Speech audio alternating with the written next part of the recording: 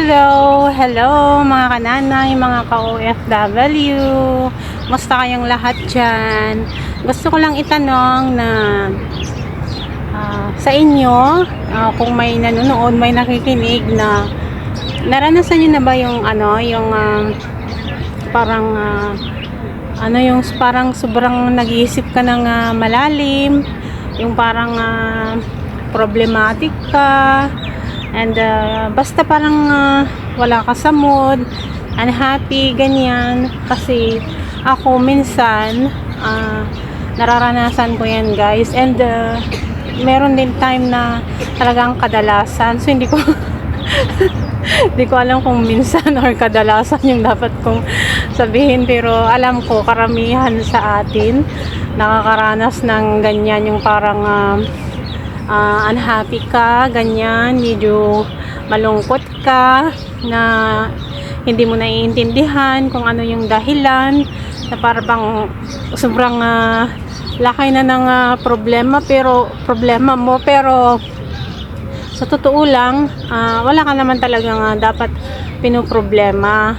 Kumbaga parang napapaisip ka lang kung bakit ganito na lang, laging wala, parang hindi ako masaya, parang kahit kumain ako ng marami, parang medyo nalulungkit pa rin ako, ganyan. So ang alam kong dahilan yan, guys, is dahil wala tayong pera.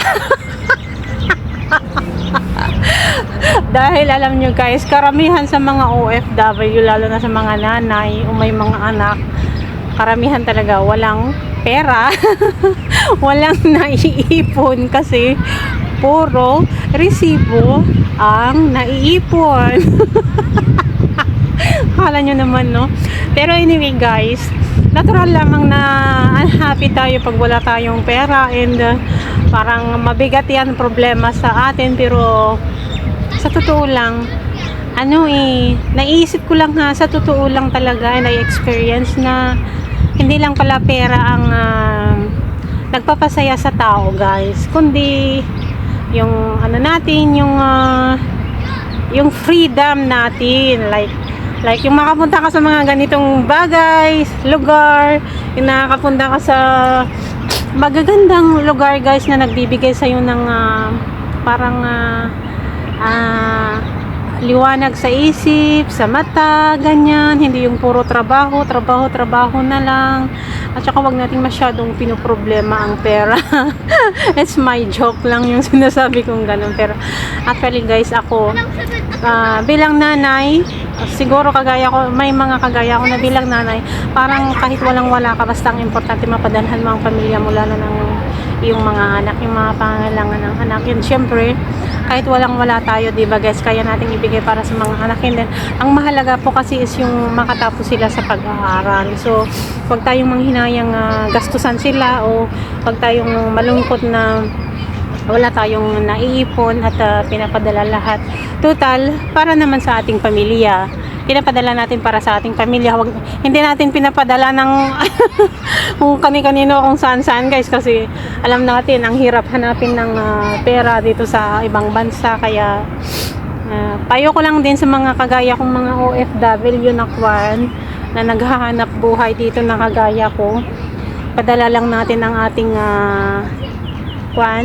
pinaghirapan sa ating sa ating pamilya. I'm sorry, guys, dahil yun, para wala tayong nasasayang, wala tayong iyakan sa bandang huli. Ay nako, wag natin gayahin din yung ibang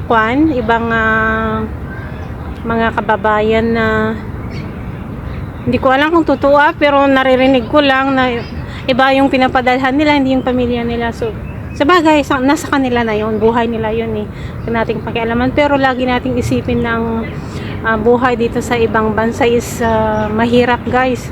Mahirap hanapin ang pera, and then nahirapan tayong tumugma sa ugali natin at ugali ng ating boss, ganyan, di ba? Mahirap yung sa halubilo sa iba't ibang mga amo, ganyan, iba't ibang tao sa loob ng bahay. So kailangan huwag nating sayangin yung ating mga pinagpaguran, yung ating sahod para sa ibang tao kundi para lang sa ating pamilya. Kasi yan, alam na natin na ang hirap-hirap ng maghanap buhay dito sa ibang bansa. So yan guys, maraming dumadaan dito, may mga ibang lahi. Kaya nawala na yung yung iniisip ko. Mga ibang lahi kasi na mga matataaso. Hindi pa ako makapag-point. Basta park ko kasi is maraming tao. So yun lang ang aking masasabi mga kananay, mga ka-OFW. So yan yung intro ko naging serious na sa huli. Pero actually totoo po yan guys, tayong mga OFW habang nandito tayo sa ibang bansa, habang malakas tayo, patapusin natin yung mga anak natin sa Pilipinas at mag-ipon tayo, mag-ipon ganyan, hindi tayo nagwawaldas-waldas or ingatan ng ating mga pinaghirapan kasi alam natin talaga tayong mga OFW na nakaranas na alam natin yung hirap talaga dito sa ibang bansa guys, ang hirap kitain ng pera, lalo na yung mga amo natin is para silang mga tigre, parang mga layon. Hindi tayo pang matagalan dito sa ibang bansa, uuwi pa rin tayo sa Pilipinas, kaya bilisan natin pundar. Pero pag wala pa tayong napupundar naman dahil may mga pinapaaral tayo tulad ko na hindi na matapos-tapos ang aming bahay, pero okay lang, ang importante naman kasi is nag-aaral naman kasi yung dalawang anak ko, and syempre yun ang importante guys, yung mapatapos natin ang mga anak. Ang importante may bubong na ang ating mga bahay at pwede ng tirahan. So okay na yun sa akin, basta yun lang ang mahalaga sa akin, yung mapatapos ko sila inshallah sa awa ng Diyos guys. So yan lang guys, hindi ko sinasabi na pero makadalasan or minsan ganyan pag halimbawa wala na tayong pera na ipadala na natin lahat, di ba, medyo nakakalungkot na para tayong happy, hindi tayo happy guys. Pero pag isipin mo naman na yun ay para sa pamilya mo, parang mas masaya ka na kasi ang importante na ipadala mo na sa iyong pamilya. Kasi yun talaga ang pinaka importante sa buhay natin bilang nanay, bilang di pamilya na is yung pinabukasan ng ating mga anak. Kasi yan ang bilis ng oras.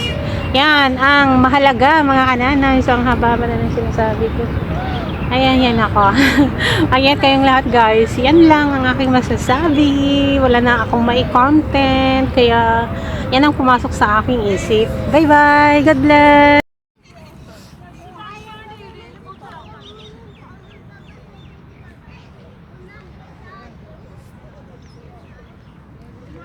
Ganyan kasaya ang park guys. Kasing saya ko. So happiness is here in the park guys.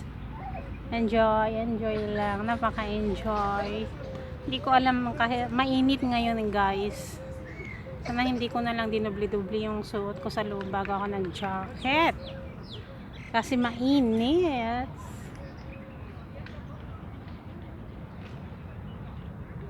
Ayan.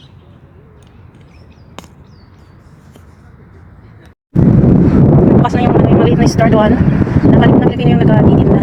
Sana nyo ba guys, kailangan pag pumunta kayo ng park, marami kayong dalang pagkain kasi dami guys, masarap kumain sa park, and then may mga bilihan din pero mahal. Lalo na yung mga mas malaking ganyan na tindahan doon sa Pinas, may mga bubo-bubo. Diyos ko, mahal ang pagkain guys. Kahit yung mga mura lang sa Carrefour na andito na sa park, hindi is mahal. Masarap pa naman kumain sa park guys. Ganun lang pag napupunta kayo ng mga ganitong parks. Napakagandang mag-stay dito. Dala ka ng bago mo kasi hindi ka magutuman. Diba? Daming tao doon. Nagbo-board kasi itong puno ito. Yan ang pagkain lang naman na one dyan, pagsamantalan, mahal pa. So better to bring your own baon. Pag punta ka ng park, hindi po mall dito na marami kang bibilhan at pagpilihan ng makain. So yan, natumban. Hindi pang mga yun. Happy together.